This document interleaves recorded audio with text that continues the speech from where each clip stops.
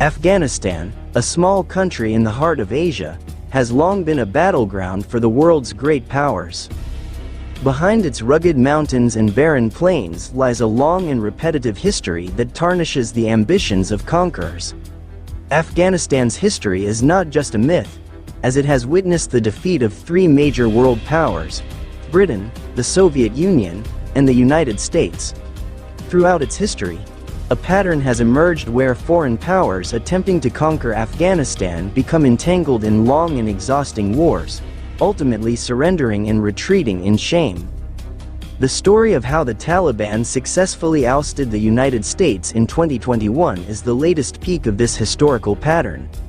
In a narrative that unfolds like a great drama, Afghanistan once again proves that no amount of advanced technology can defeat the spirit of a people fighting for their homeland. In the 19th century, the British Empire, then the largest colonial power in the world, viewed Afghanistan as a strategic territory. Fearing the influence of the Soviet Union in Central Asia, which could threaten their control over India, the British launched the First Anglo-Afghan War in 1839. The British invaded Afghanistan with a large army, occupying Kabul and establishing a puppet government under Shah Shuja. However, the Afghan people, who had been occupied by foreign powers, launched a fierce resistance using guerrilla tactics. In 1842, British forces attempting to retreat from Kabul to Jalalabad were ambushed in the Khyber Pass.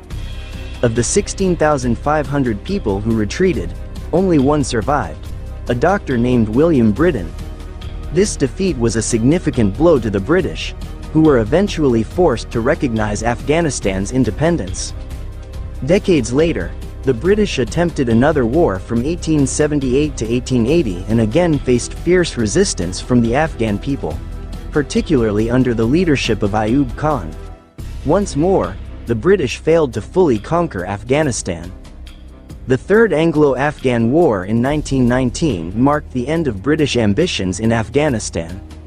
Emir Amanullah Khan declared full independence for his country, and the Treaty of Rawalpindi confirmed British recognition of this independence. Afghanistan achieved victory once again. At the end of the 20th century, it was the Soviet Union's turn to be tempted to interfere in Afghanistan's affairs.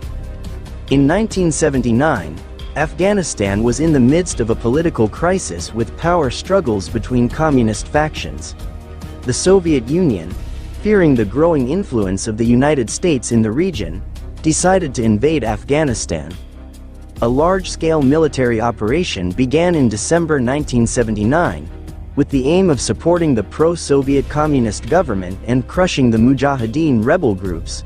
However, this invasion turned into a nightmare for the Soviets.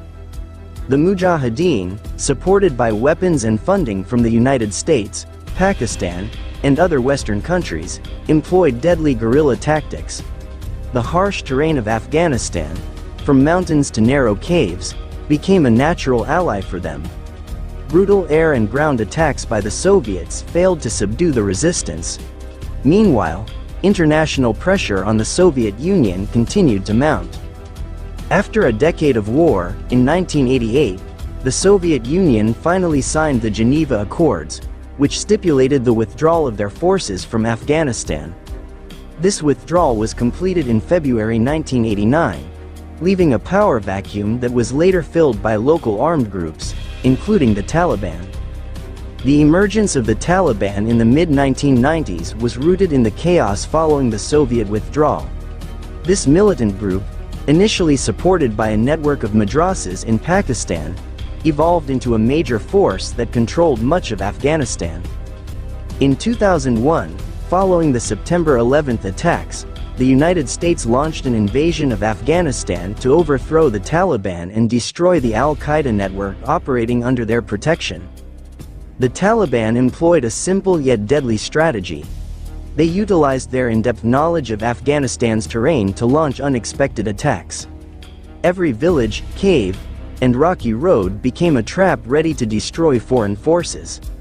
They also used propaganda to portray themselves as protectors of Afghan traditions and homeland, especially among the rural population.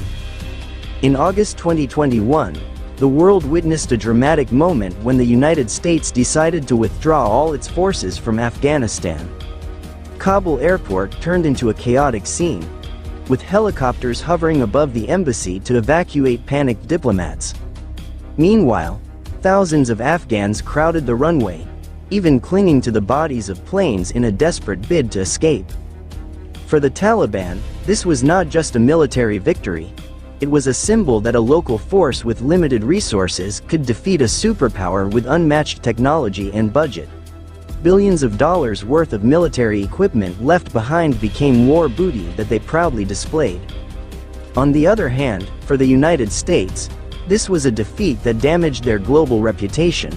20 years of war, costing over $2.3 trillion, and over 2,400 soldiers' lives lost.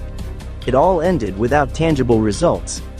Afghanistan returned to the Taliban's hands, proving once again that this land cannot be conquered. The long history of defeats of the British, Soviet, and American empires in Afghanistan shows one very clear thing: this land has a unique way of resisting invaders. Its people, living amidst natural hardships, possess an unshakable spirit of resistance.